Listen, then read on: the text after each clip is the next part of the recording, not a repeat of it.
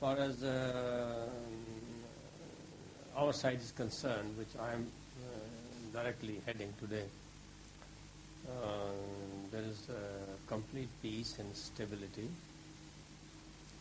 And of course we have the refugee problem, which is not very great, but refugees, after all, they are refugees, human beings, you see, and they have to be looked after and treated, particularly when they are tortured, when they come across, they try to cross over, you see, many of them get killed on the way. That, of course, is a problem. And then, of course, when we have a problem next door, we are equally affected by it. And on the ceasefire line also, there has been constant firing for the last year and a half, resulting in a number of casualties, people being killed almost every day, wounded, and the property is destroyed. Sometimes, in some places, the line of communication is totally disrupted, impossible to use. That is how things are going in our side of the Kashmir. Yeah, but will this situation ever be resolved? I mean, you have fought so many wars over it already. Yes, yes. You see, the situation has to be resolved. Otherwise, the two countries will continue deploying their resources against each other, particularly building up their defenses. And the defense expenditure is almost beyond the capacity of both the countries. It has gone to that extent. Then at the same time, besides the conventional power that they are accumulating, there is the nuclear capability on both sides. And with this tempo of hatred and animosity and continuous leaning against each other, it can bring about a nuclear disaster, you see, in that part of the world. Would you use it? Why? Well, what would they do with it if they don't use it? Why should they have it at all if they don't use it? See, of course it is a deterrent at the moment, but in case there is a war between the two countries, I am absolutely sure that nuclear is going to be used. You see, people, when they hate each other, it's not an economic problem, it's not a political problem. See, the way the people are being killed in Kashmir, for example, if the same was to happen to Azad Kashmir or Pakistan, do you think anybody would spare anything that she holds? So that's simply as good as that. But that would be the end of Kashmir as well. That would be the end of the whole subcontinent. 1 billion people would be just removed from the face of Earth. And then it's fallout in the whole of the region. So it's not really subcontinent, but it is the whole region which is going to be affected by a nuclear strike. And there's no way to avert it.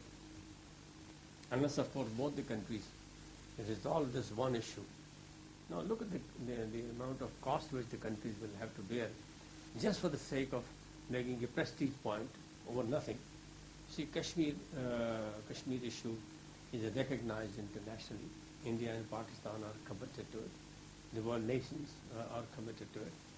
And out of 561 states in India, 560 have already exercised their right of self-determination. There's only one state left. It is over that the two countries are poised for a war against each other. If that is resolved, then they don't need to possess a nuclear capability. They don't need this huge military and defense buildup. And these billions and billions which are being sunk in this military preparation could be diverted for amelioration of the lot of the poor people in both the countries. India particularly, where there are quite a few million people who have never seen the roof. They're born on the roadsides to see it live and die on the roadsides.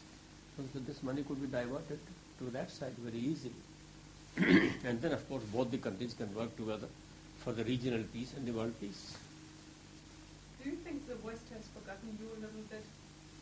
Yes, the West seems to be closing its eyes to what is happening in that far-off, in that distant area, perhaps because, according to what some of the Westerners themselves say, that, well, you have no oil, so therefore there is no problem, we're not concerned. And then, of course, you see there is that underlying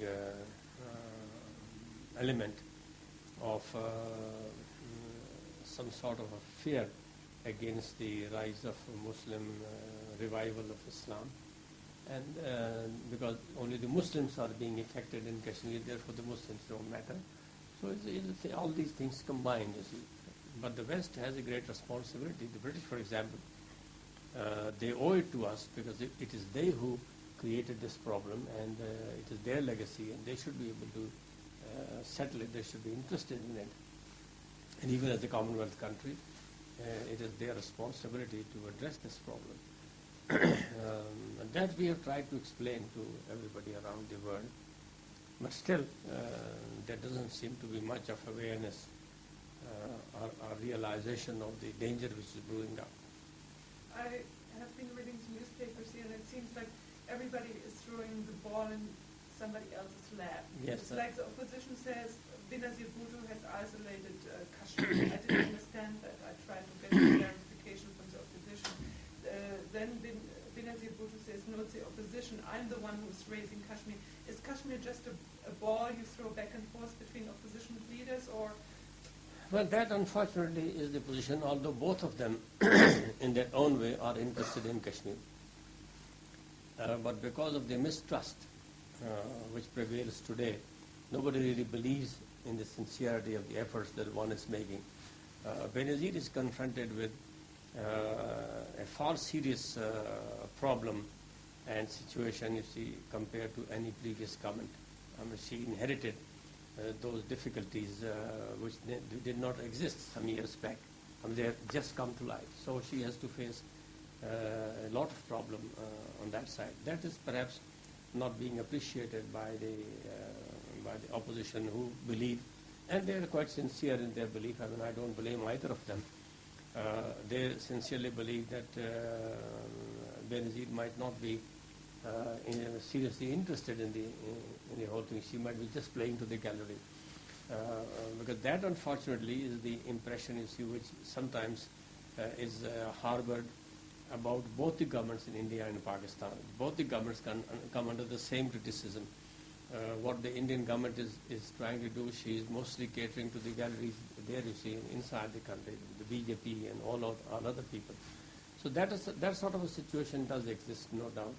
But I don't doubt the sincerity, the purpose of both the parties, government and the opposition. They, in their own way, they're trying to tackle the problem. And maybe not before long they find a meeting point, and some efforts are taking place to bring them together to an understanding of the Kashmir, at least of the Kashmir problem and the nuclear issue. How do you feel about the UN role? Beg pardon? How do you feel about the UN's role? UN is not playing any constructive role at all at the moment. She seems to have outlived its utility, and it is only there because the United States wants it to be there. Otherwise, it is not exerting anywhere, I mean, where it could exert. But she's becoming day by day, gradually, its influence is dilapidating and eroding, and it is becoming ineffective gradually with the passage of time, and that would be a disaster by itself. Would you like to say something what we can do? You see, what you can do is to create awareness of the dangers which are confronting the region, and also inform the world about the truth of the matter, what is happening exactly in Kashmir, and who is responsible for it. Is it the Kashmiris? Is it Pakistan? Is it India? Who is responsible for all this situation which threatens the very existence of 1 billion people? And if the West, of course, was well informed, and if they thought of expressing their concern, I'm sure India cannot say no to everybody in the world. You see, I mean, she's capable of saying no to some people, but not all the people. The West can. It's only the West, the European countries, and the United States who can exercise pressure on India, whether it is economic or moral or political pressure on India, to see reason and come around to a position for a political settlement of the issue, political and peaceful settlement. Is the third option an option? Third option could have been an option, but incidentally it is not available. You see, philosophically, there are a number of options where you could discuss them philosophically, but it is not available with anybody. It is not provided, rather it conflicts with the partition plan. As I said, 561 states, 560 have exercised their right in one way or the other. Now one state will not be allowed to jeopardize the whole partition plan, and the UN resolutions which were brought about by agreement, they were not imposed by majority vote, but they were brought about by agreement between India, Pakistan, and a number of countries, including Canada, United States, and Britain, in the forefront. And there's no way out, there's no departure. We, for example, we cannot think of a departure. Once we depart from that without any assurance from the other side, we have nothing to to lay back on. You see, we just totally lost in wilderness. So therefore, that option is not available at all. I mean, I ask many people if they can tell us how is it available, where is it? Is India prepared to concede?